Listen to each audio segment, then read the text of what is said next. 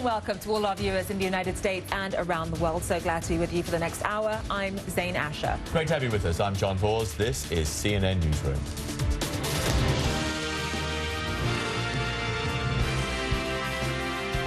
We begin this hour with the breaking news out of Reunion Island in the far western Indian Ocean. That's where investigators are headed for a closer look at a piece of airplane debris that could be part of Malaysia Airlines Flight 370. Reunion Island is near Madagascar, away from the area where search crews are looking for the missing jetliner. And just to be clear, Malaysia Airlines has issued a statement. They're saying that it is way too soon to speculate on whether this debris that was found could actually be part of the plane. CNN's Brian Todd has the latest. It's reported to be almost 8 feet long, more than 3 feet wide, and may be the most tantalizing clue in the 17-month-old mystery of MH370. This metallic debris, which appears to be from a large plane, was discovered off the coast of Reunion Island in the western Indian Ocean near Madagascar. Now the race is on to see if it is from the missing Malaysia Airlines Flight 370, after one French Air Force official said the part, seen here in local media, appears to be an airline wing flap. If it is indeed part of a 777, then we're pretty clear that it would be then also part of MH370, because the number of 777s that have crashed in this area are minuscule at best. One French official stresses it's way too soon to say if this is part of that missing plane. What do authorities need to examine from this piece of wreckage to possibly come up with a match? Many parts of specifically Boeing airplanes, if not other airplanes, have serial numbers attached to these particular parts, which are riveted onto that particular part. So they'll look to see if that serial number traces back to, first of all, a Boeing airplane or any other type of airplane. In addition to that, you're going to be able to find out, does this part match up with a specific diagram of parts of a 777. Flight 370 disappeared after taking off from Kuala Lumpur on March 8th of 2014, bound for Beijing. But it never made it, vanishing without a trace, and sparking an international search that continues to captivate the world. Authorities know the plane intentionally veered off course, but say they still don't know why the Boeing 777, with 239 people on board, made a dramatic turn over the sea between Malaysia and Vietnam. And they don't know exactly where the plane's journey ended. Using satellite data, search officials calculated the plane went down in the southern Indian Ocean.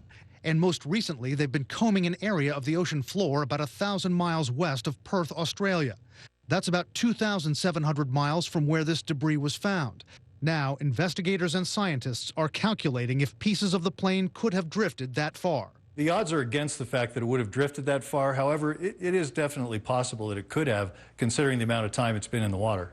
Experts stress other planes have crashed in that area, and this piece of wreckage could be from one of them. Contacted by CNN, Boeing would only say it is continuing to provide technical expertise to the search teams. Brian Todd, CNN, Washington.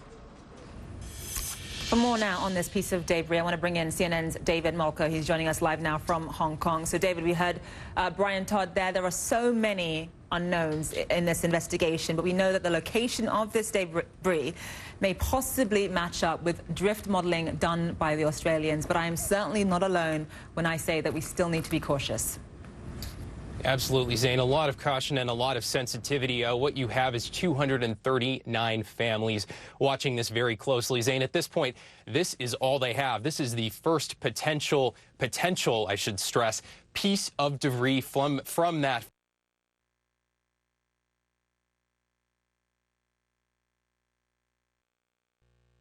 Possibly Malaysia, the Americans. They want to get this right.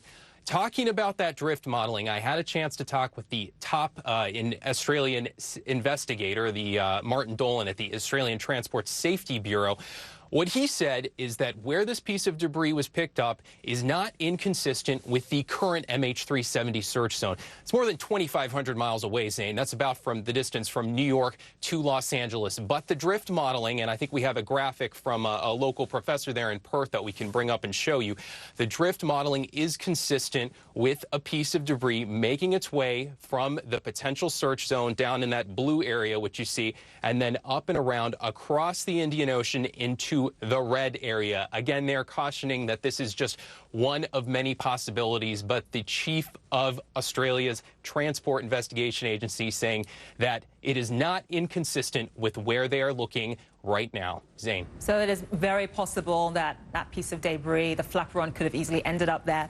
But, you know, David, this is a complicated investigation. There are so many parties involved. This is an American plane. It is a Boeing plane. The debris was found in French waters, Reunion Island.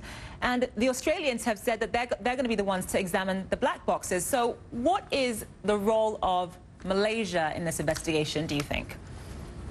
Well, this is a Malaysian investigation, fundamentally, Malaysia Airlines. And the thing is, they have been working closely with the Australians on the search efforts and also with China. You know, remember, the majority of the passengers on board MH370 were headed from Kuala Lumpur to Beijing. They were Chinese nationals. There's two things in play here, and this is beyond the time window of identifying whether or not this piece is from MH370.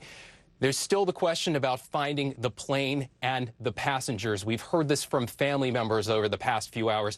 Australian investigators are saying there is a very slim chance that this could provide clues. It basically will not narrow down that search area, even if this is confirmed to be from the aircraft. So finding the plane and the passengers, and after that, it is uncovering what happened so that it potentially could never happen again. That's a huge responsibility, not only weighing on the shoulders of Malaysia, but all of the countries, all of their international partners that are looking at this. They do not want to get this wrong. Zane.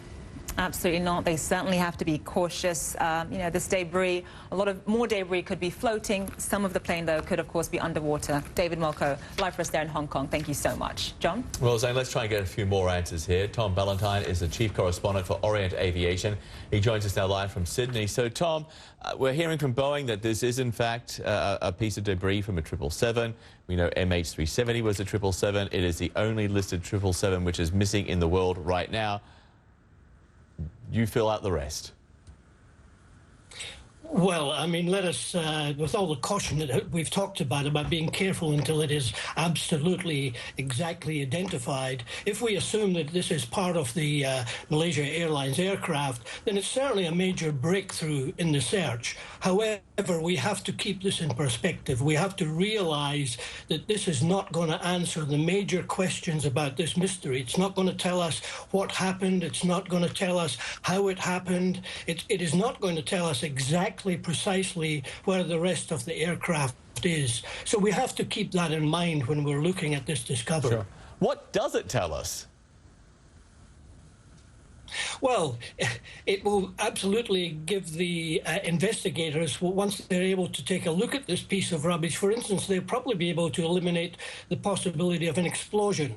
If there was an explosion, the aircraft broke up in midair, there would probably be some sort of charring marks on this piece of, there would be signs on this piece if an explosion had taken place. If it's apart from the barnacles which they've found on it because it's been so long in the ocean, if it's in pretty relatively good condition, it would seemingly point to the aircraft perhaps having pancaked into the ocean in one piece, and that perhaps some pieces broke off as it hit the ocean. But it will show that there was not a catastrophic breakup of the aircraft. Are you surprised that it's just this lone piece which has been found so far? Because normally it's kind of debris. It would travel in clusters at least, wouldn't it? There should be more pieces out there. Well, of course, it depends how large the debris field was in the first place. However, I'm not surprised. They found one piece. I imagine, or I'm sure that now the investigators and the French police, the authorities in Reunion will be searching the shores of all of those islands looking for further debris. And it would not surprise me now if further parts of whatever aircraft this is were found on beaches in that area. So the bottom line here is that everybody keeps saying this is a breakthrough, it's a big clue, but we're still not going to be able to reverse engineer this because the currents are so tricky and it'll give us a general idea. Bottom line is they still may never be able to find the debris, the bulk of the debris of MH370. Well, I sort of disagree with that. I think they will eventually find MH370, but I think even then there'll be a big issue finding out what happened, even if they retrieve the black boxes, because the fact is the black boxes will only have recorded the last hour or hour and a half of this flight. it will not show what happened when the aircraft diverted from its flight to Beijing. It will, however, show whether human hands were involved in controlling this aircraft in the last period of its flight. Well, at least it dispels some of the crazy theories out there. The plane was hijacked and was on an island somewhere. It was, you know, so we know that much, at least. So that's some certainty. Tom, it's always good to speak with you. We appreciate it. Tom Valentine there in Sydney.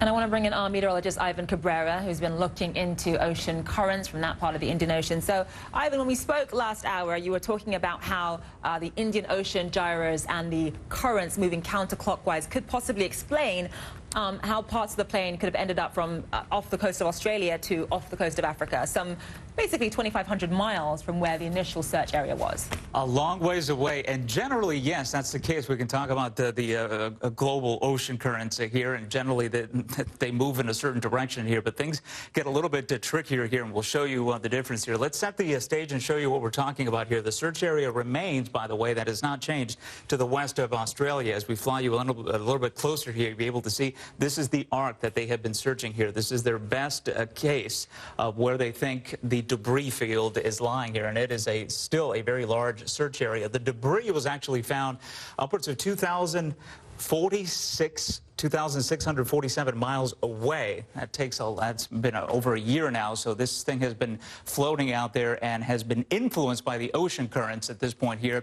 The ocean currents, there's 5 big gyres across the planet here because of the circular nature of the planet here. We are spinning, and so the gyres do so as well. And I think the piece that was found on the beach there on the right on the coast there was large enough, buoyant enough to be carried by these gyres here, which control essentially the first 300 meters or so above the ocean current here. The one we're particularly interested in is the Indian Ocean gyre. We're in the southern hemisphere, and because of the Coriolis force, things move towards the left here in the southern hemisphere. So wind direction, whether it's an ocean current, will be deflected towards the left here. And so on the northern side of the Indian Ocean gyre here, that's what we're talking about there, everything moving towards the west. So generally things undulating to the west. But look at this below me here. Very tricky. There are nuances with the ocean currents here. So generally, we do have that westward motion here. But if you talk about reverse engineering, Zane and John, it is going to be very tricky because you have some eddies here as well. And I think their best guess right now is where they've been looking over the last year and a half here. So they may not tell us much here, but it is at least one of the pieces in the puzzle here as far as the wreckage is concerned.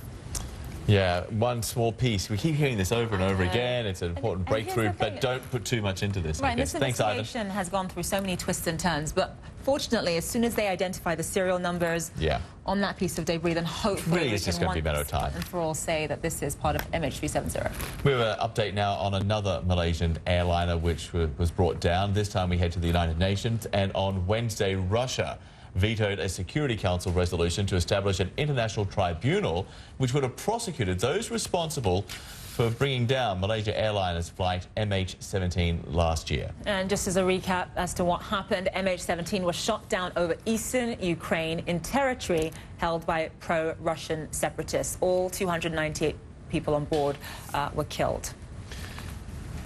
Still to come here on CNN Newsroom, a US police officer facing murder charges after fatally shooting a driver during a traffic stop.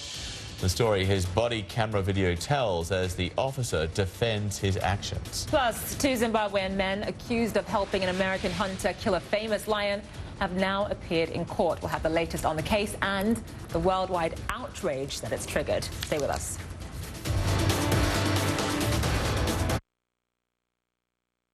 I thought you said you were going to test drive